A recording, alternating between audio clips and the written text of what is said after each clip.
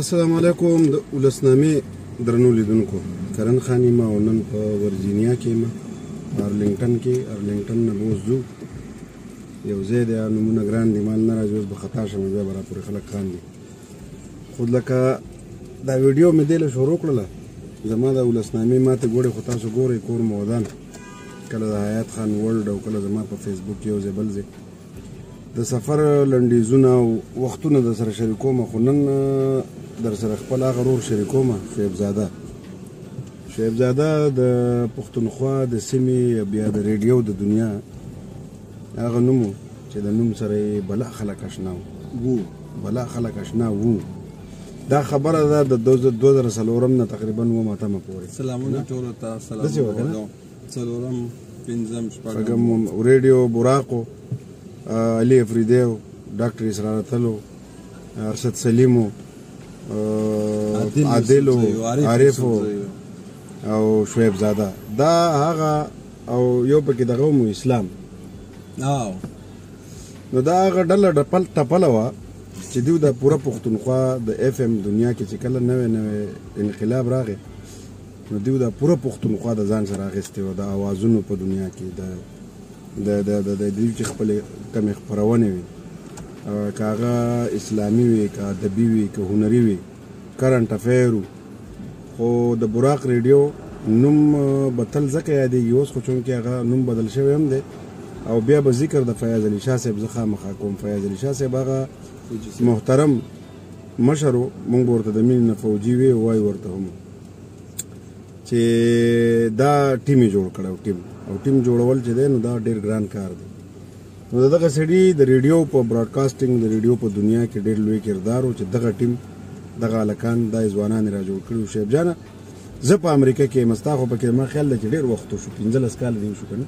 15 کاله دې وشو. ما ولیدل ماشومان هم د خیره سره په ښه برابر روان دي، سبقونه هم وایي، ژوند هم روان دی. خپله خور مې ولیده، نو زه ډېر زیات خوشحاله شوم چې د شعیب زاده خواله راغلم او په زړو بورجلونو. بیا موږ د ټولو نه زیات یوه شپه علي افریدی یاد کړ، ټلیفون مې وکړو، خو ظالم چېرته وده و که نه و نه پوهېږم. ډاکټر صاحب هم یاد کړو، کور هم ودان. خو نن هم چې موږ یادو یا ذکر کوو نو د ډاکټر اسرار اتل کوو. اسرار اتل زموږ د ډېرو ملګرو مشترکه ملګری او زموږ د ملګرو په منځ کې یو تړون دی. دا تړون به زموږ دا سړک موږ ته پرې نه دی، دا ډېر ړقېږي دا سړک، خو زه خدای دې خیر وکړي. نو ډاکټر اسرار اتل خدای دې راته لري، دا نن د اکتوبر 3 نیټه ده، مازدیګری دی، موږ روان یو. درنو لیدونکو، دا وخت موږ په ارلنګټن، ورجینیا، واشنګټن کې یو. ملک صاحب روان دی سیاټل ته، بل واشنګټن ډي سي کې موږ یو دی، بل واشنګټن ته روان سټیټ ته. نو بس خدای دې په خپل رحم وکړي. یا دعاګانې کوه. ولسنامه کې ملک زموږ سره چې کوم دی نو دا په دې امریکا کې په آخر ځل دی، لیفټ هم بندېږي، کولاویږي او دی رخصتو خفه یو پسې. د ملک بس یادونه دې په خیر سره ما له راکړه. دا بیګ ملک سره زه بدرګه کېږم چې دا سړی رخصت کو زمونږ، خو په دې امریکا کې ملګري ډېر دي، خو دا ملک چې کم دی نو دا داسې یو سړی دی چې ملکه دا خپل د دې 2 میاشتو ایکسپیرینس خو را سره شریک کړه او دې ورته بس شیک دوخه او یس نه دلته شته د کسان ستې د وطن اشاره وکړي دا متور کولاو ملک روان دی. ګوره دا د مسافرۍ په مسافرۍ کې مسافرۍ روان دی که نه؟ او یس په ورجینیا پسې اپایم ټول ملګري ورجینیا کې تقریبا 80% و تاسو نه دلته پاتې شو. څه کم ځای ته روان یې، هلته هېڅ کم نشته. مونږ هم دغه خبره چې او نور امریکا بس دا دی چې د پیسو ګټلو ځای دی، محنت پکې او ماشین در نه جوړ شي، روبوټ در نه جوړ شي، احساسات دې ختم شي، ژوند دې ختم شي، رشتې هر څه ختم شي او تش بس یو تش کالبوت پی، نو فیلینگز، نو ایموشنز و هیڅ نه. نو ملک اوس ته مونږ بس قرباني دی تلو کې بس ته اوس پاکستان ته روان یې خوش قسمت دی خبر شو او وقار چې کوم دی نو هغه هم د ټینګ نه دی وای زه نه کټه وقار خو بس غرق وقار غرق دی یار مونږ ورسره ډېر کوشش وکړو خو بیخي بس انجنې وهلی دی یاره وایي چې پکې خواږه یاران دي پېښور تر هر دی یار نو ملک خپل ایکسپیرینس زمونږ د لیدونکو سره شریک کړه یاره دا څونه میاشتې چې دی په امریکا کې تېرې کړې ستړی شوې وژړې دی څنګه زر ووایه زما خیال ده ستا اوبه رومه یاره زما په خیال دا به نه وي ښه که یي نو دی به راتاو شي ښه په امریکا کې زما ایکسپیرینس دا دی چې څومره پښتانه راغلي دي غریبان لکه تاسو ته ژوند ډېر جنت ښکاري زه همیشه دا وایم چې امریکا د شاداد جنت دی او ډېر بوبر راغی او مسافري ده مونږ سره ګاډی نشته ملګري په کارونو دي چې دی مونږ رخصت کړو او د شپې 4:30 بجې دي او باندې 4 دي او زه ویده یم ملالي او که زه ویښ یم ملالي شپې 9 بجې ده زه نشه یم زه نشه یم yes I have to take my hand here yes thank you so much نو کرنه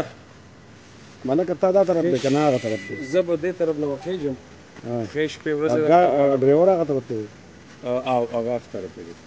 نو ملک مې راکوز کو ژړاوه مې ما بسنامه کې راځي نه چلته راځي اوهو ملک نو بالته په کلي کې څه وایي چې ملک چېرته راځم به ما انشاءالله که زه کم دی موږ د ورجینیا تر وختو ظالمه ته رانه روان شوې ملک ایموشنل اشیب شیشه ښکته کروره که نه یار ملکه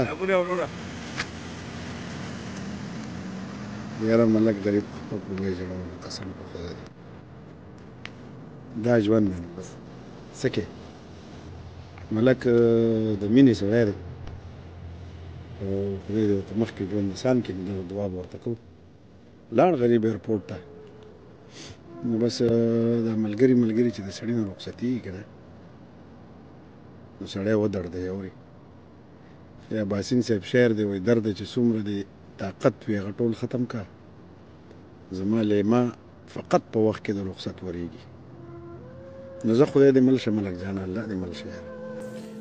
د ولسنامې درنو لیدونکو ملک مثل چې دی دا د فاټا یوت جرګې زموږ ملګری دی د ډېر وخت او دا د شپې په باندې 4 بجې دي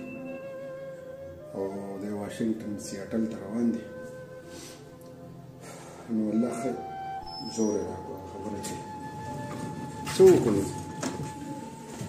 نه شو کولی دغه خبره چې ځینې څیزونه زموږ په وس کې نه وي نو جړغونه یې شو زه یم د ځان سره جړغونه یې کړم ونیو مسافرۍ کې مسافري ده موږ هم دا سفر یې څو داسې وکړله چې بیخي مسلسل سفر یې او ستړي شو وخت هم پکې هم لږ وشو وقار هم وایي چې یاره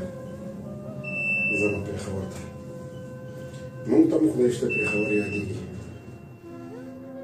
مسافري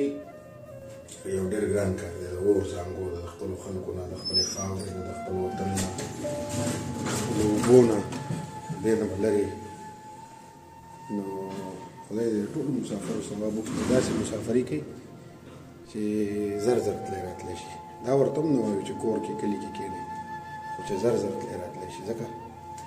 ډېر تکلیف سړي له ورکوي ډېر درد سړي له ورکوي نو بس د ټولو مسافرانو د خدای پاک ملګری شي خدای دې ټول راته ولري ځکه ډېر ګران کار دی نو بس دا سړی مې رخصت کړو او اتله یاره والله خفه یې کړو یاره